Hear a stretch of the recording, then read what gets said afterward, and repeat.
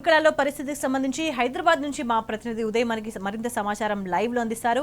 ఉదయ్, నిజంగా గురుకులాల్లో సిచ్యువేషన్ ఎట్లా కనిపిస్తోంది? అనేక సమస్యలు లిస్ట్ అవుట్ చేసుకుంటే కనిపిస్తున్నాయి. కనీసం ఒక పరిశుభ్రమైన వాతావరణం కూడా కిచెన్ లో ఉండలేని దుస్థితి కనిపిస్తోంది.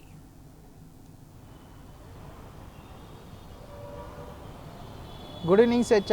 గురుకుల పాఠశాలలు నాడు ఏ విధంగా ఉన్నాయి, నేడు ఎలా తయారయ్యాయి అనేది కూడా మనం కొద్ది రోజుల నుంచి చూస్తూ ఉన్నాము. దేశంలో రోల్ మోడల్గా ఉన్నటువంటి తెలంగాణ రాష్ట్రంలో గురుకుల పాఠశాలలకు పెద్దపీట వేస్తూ కూడా గతంలో గురుకుల పాఠశాలలో చదవాలంటే కూడా సీట్లు దొరకని పరిస్థితి ఉండేది. కానీ నేడు గురుకుల పాఠశాలలోకి వెళ్ళాలంటే కూడా భయం వేస్తుందని చెప్పేసి గురుకుల పాఠశాలలో చదువుతున్న తల్లిదండ్రులు కూడా తెలుపుతున్న పరిస్థితి మనం కొద్ది రోజుల నుంచి చూస్తూ ఉన్నాం. దీనికి ప్రధాన కారణం ఏంటంటే అక్కడున్న పరిశుభ్రత కావచ్చు, అపరిశుభ్రత కావచ్చు, దాంతోపాటు ఫుడ్ పాయిజన్ కావచ్చు, దాంతోపాటు ఆహారానికి సంబంధించిన కల్తీ ఉండడం పాటు అంటే కల్తీ ఆహారాన్ని పెట్టడం కావచ్చు, అన్నంలో పురుగులు రావడం కావచ్చు, ఇలా అనేక సమస్యలతో కూడా గురుకుల పాఠశాలలో కూడా విద్యార్థులు అనేక ఇబ్బందులు కూడా పడుతున్నారు. దీనికి సంబంధించిన ఇప్పటికే BRS party working president KTR గారు ఒక కమిటీ వేసి కూడా ప్రతి గురుకుల పాఠశాలను సందర్శించి ఆ గురుకుల పాఠశాలలో చదువుతున్న విద్యార్థుల సమస్యలు తెలుసుకునేందుకు కూడా ఇప్పటికే రాష్ట్ర వ్యాప్తంగా కూడా ఎక్కడికక్కడ బీఆర్ఎస్ నేతలు కావచ్చు, బీఆర్ఎస్వి నాయకులు కావచ్చు గురుకుల పాఠశాలను సందర్శించి అక్కడ విద్యార్థుల సమస్యలను కూడా అడిగి తెలుసుకుంటున్నారు.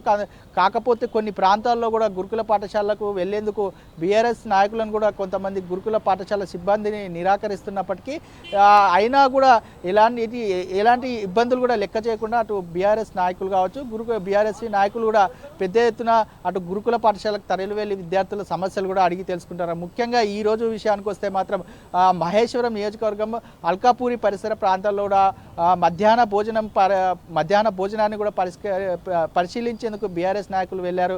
కానీ అక్కడ వెళ్ళేసరికి కూడా విద్యార్థులంతా కూడా రోధిస్తూ మాకు పురుగులన్నం పెడుతున్నారు, మాకు అవస్థలు ఉన్నాయి, గతంలో ఇట్లా లేకుండే మాకు ఏదైనా ఇబ్బంది వస్తే కూడా చెప్పుకోవడానికి ఎవరు లేరని చెప్పేసి అటు విద్యార్థులు తమ సమస్యలు కూడా చెప్పుకుంటున్న పరిస్థితి కనిపిస్తూ ఉంది. మరోపక్క కొడంగల్ నియోజకవర్గం దౌలతాబాద్ మండలంలో కూడా బీఆర్ఎస్వి నాయకులు గురుకుల పాఠశాలకు వెళ్ళి సందర్శించి అక్కడ పరిస్థితులను ప్రతి ఒక్కరిని అడిగి తెలుసుకున్నారు. దాంతోపాటు లోపలికి వెళ్ళి అంటే భోజనం నాణ్యతగా వడ్డిస్తున్నారా లేదా, లేకపోతే భోజన క్వాలిటీ ఎలా ఉంది అనేది చెప్పేసి బీఆర్ఎస్వి నాయకులు కూడా పరిస్థితి అడిగి తెలుసుకుంటున్నారు. ఈ పరిస్థితిని కూడా ఎప్పటికప్పుడు తెలుసుకుంటూ బీఆర్ఎస్ వర్కింగ్ ప్రెసిడెంట్ కేటీఆర్ గారికి ఈ పరిస్థితులను వివరిస్తూ రేపు రాబోయే అసెంబ్లీలో కూడా వీటిపై చర్చించాయి అటు బీఆర్ఎస్ పక్షాన పోరాడాలని చెప్పేసి బీఆర్ఎస్వి విద్యార్థి నాయకులు కూడా ఇప్పటికే పెద్ద ఎత్తున కూడా పోరుబాట పట్టారు. దీనికి సంబంధించిన ఇప్పటికే గురుకుల బడిబాట అని చెప్పేసి ఒక కార్యక్రమాన్ని ఏర్పాటు చేసుకొని రాష్ట్ర వ్యాప్తంగా కూడా అన్ని గురుకుల పాఠశాలను కావచ్చు, అటు మధ్యాహ్న భోజన పథకాన్ని కూడా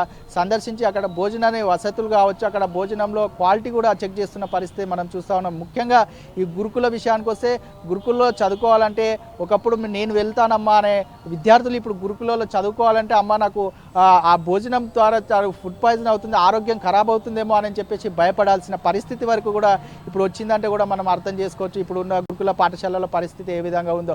ఒకప్పుడు గురుకుల పాఠశాలకు పెద్దపీట వేస్తున్నట్టు గత ప్రభుత్వం బీఆర్ఎస్ ప్రభుత్వం, ఇప్పుడు కొత్తగా వచ్చిన కాంగ్రెస్ ప్రభుత్వం మాత్రం గురుకుల పాఠశాలలకు పెద్దపీట వేయకుండా విద్యార్థుల సమస్యలను తెలుసుకునేందుకు వెళ్ళేందుకు బీఆర్ఎస్ నాయకులు కావచ్చు, బీఆర్ఎస్ నాయకులను కూడా అడ్డుకునేందుకు చేస్తున్న ప్రయత్నాలు కూడా మనం గత కొద్ది రోజుల నుంచి చూస్తూనే ఉన్నాం. అయినా కూడా ఎక్కడా నిరాశ చెందకుండా గురుకుల పాఠశాలకు వెళ్ళి విద్యార్థుల సమస్యలను అడిగి తెలుసుకొని వారికి భరోసానిస్తూ మేమున్నాం మీకు అంటూ కూడా అటు బీఆర్ఎస్ నాయకులు కూడా చెప్తున్న పరిస్థితి మనం కొద్ది రోజుల నుంచి చూస్తూ ఉన్నాం.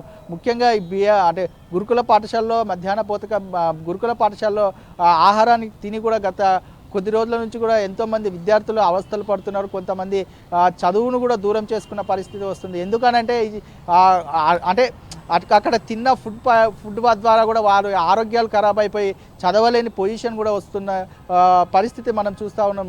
గత కొద్ది రోజుల నుంచి కూడా తల్లిదండ్రులు కూడా కొంత ఆవేదనకు గురవుతున్నారు. ఎందుకనంటే గురుకుల పాఠశాలలో భోజన వసతి ఎలా ఉందో, మళ్ళీ అక్కడ ఏ సమయంలో ఏం జరుగుతుందో అని చెప్పేసి తల్లిదండ్రులు క్షణాన కూడా భయపడుతున్న పరిస్థితి మనం చూస్తూ ఉన్నాం. మరోపక్క కూడా తల్లిదండ్రులు సైతం కూడా గతంలోనే బాగుండేది కానీ ఇప్పుడు మాత్రం మార్పు వస్తుందని అనుకుంటే విద్యార్థుల అంటే గురుకులలో చదువుతున్న విద్యార్థుల మరణాల ద్వారా కూడా ఇలాంటి మార్పు వస్తుందని చెప్పేసి మేము ఎప్పుడూ అనుకోలేదు. మా బిడ్డలను ఉన్నత స్థానాలకు వెళ్ళాలని మేము ఎంతో కలలు కంటుంటే కలలు కానీ గురుకుల మా దగ్గర ఆర్థిక స్తోమత లేకపోయినా గురుకుల పాఠశాలలు ఉన్నాయని ఒక భరోసా ఉంది కాబట్టి మేము గురుకుల పాఠశాలకు పంపించగలిగినాం. గతంలో ఇదే గురుకుల పాఠశాలలో చదివిన వాళ్ళు అనేక ఉన్నత స్థానాల్లో కూడా చేరుకుంటే ఇప్పుడు ఉన్న గురుకుల పాఠశాలలో చదువుతున్న విద్యార్థులు మాత్రం ఎప్పుడు కూడా హాస్పిటల్ పాలు అయిపోతున్న తీరును కూడా అటు పరిస్థితులు కూడా చూస్తూ ఉంటే అటు విద్యార్థుల తల్లిదండ్రులు కూడా ఆవేదన వ్యక్తం చేస్తున్నారు. స్వేచ్ఛ.